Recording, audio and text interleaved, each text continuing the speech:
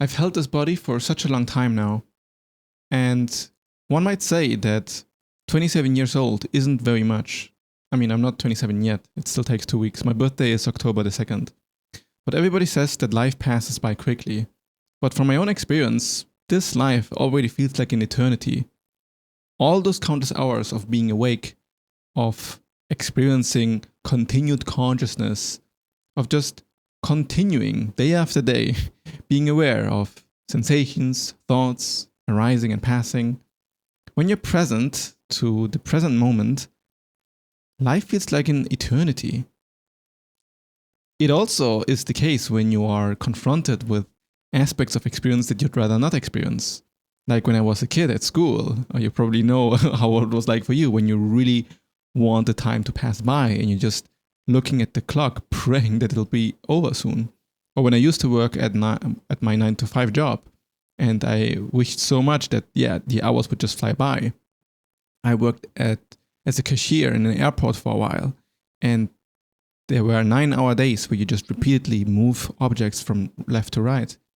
And it was absolutely soul-crushing. It literally felt like time would never pass. There are also very intense time distortions when I'm on LSD. After 3 hours, you have lived through so many little stories and experiences that were so intricate and interesting, and you felt like 3 days have passed by when it's just the beginning of the trip. You barely scratch the surface of what is about to come, and it can be quite mind-boggling. But this goes way beyond just special experiences. When you're present and don't distract yourself with external information, the present moment of time becomes very thin and dense. That's what makes the mind so shocked when it goes outside of its own experience and noticed how small it actually is. Like, we somehow think that our entire life is nothing in comparison to the cosmos, but from a moment to moment experience, you kind of feel like it takes forever. So you are stuck in this weird place where life feels both simultaneously eternal and also very finite and fragile. It doesn't feel like just a cosmical accident to be alive when your own life feels so weighty and so significant. It's like you feel trapped by eternity and you are overwhelmed by, this feeling that it almost never stops. But when death hits and we can see clearly that, this isn't forever, we die. And then we have this moment of realization of, wait, I am mortal, time is passing by, and my death is guaranteed. Nothing was ever eternal at all. Then there's a sense of, this permanence is an illusion. It's a very intricate illusion to think that time doesn't, like that my identity is somehow fixed and is the only thing that matters.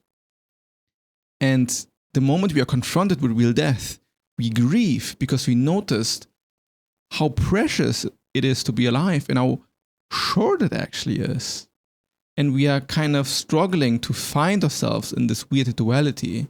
We believe we are the center of the universe. We think that we must somehow be everything, and that beyond us there's definitely nothing. But then you really look and you engage with reality honestly, and now suddenly you were nothing all along, and beyond you lies everything instead. It's like we got it twisted. We got identified with this body and didn't understand how much vaster everything is. And through death, we realize how shockingly obvious it is how small we are, that we aren't the center at all. The body is convinced, since it has spent so much time perceiving this body as eternity, as the only thing it knows, as the thing that seemingly never ends, that it is very much convinced it is what matters the most, that once it's death, nothing matters anymore and everything ceases. You feel like you've been holding onto this body forever, but then on the cosmic perspective, it's barely a blink. And their death connects us to this feeling of cosmic unity.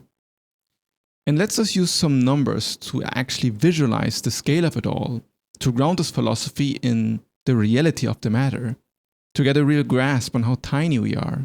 The Earth fits 1.3 million times into the Sun. Our solar system is 9 billion kilometers long. And since you can't imagine what this means, you can imagine if you are driving on the highway with 104 kilometers per hour, it would take you 16 million years to drive from the beginning to the end of our solar system. But our solar system is one out of approximately 1 billion solar systems in our galaxy.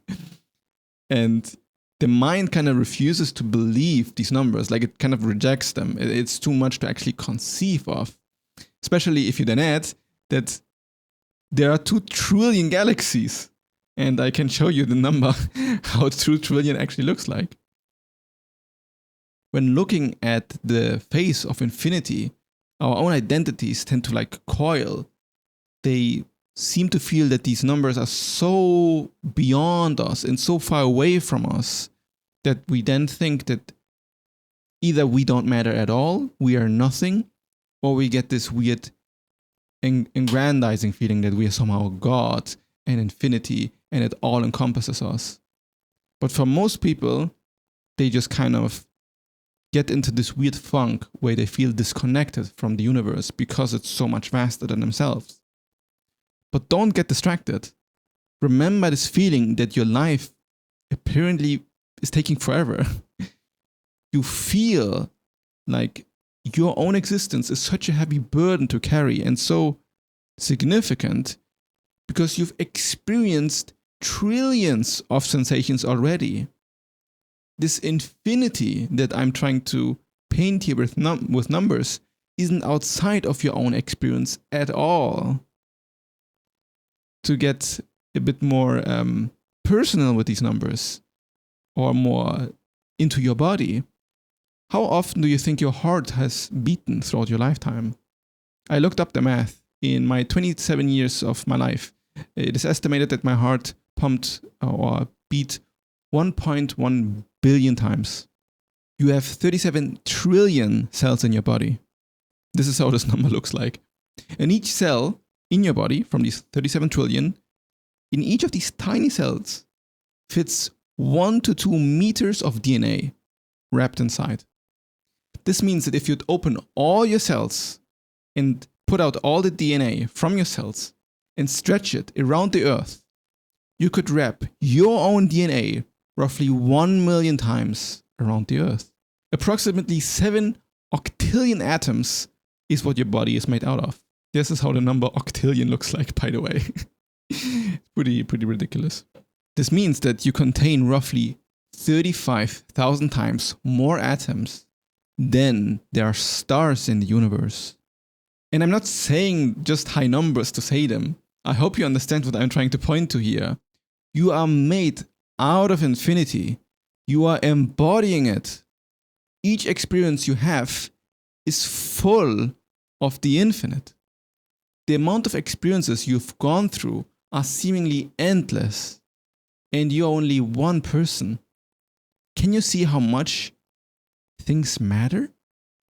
That looking at everything in the grand scheme of things doesn't diminish you, but emboldens you to realize what you are made out of?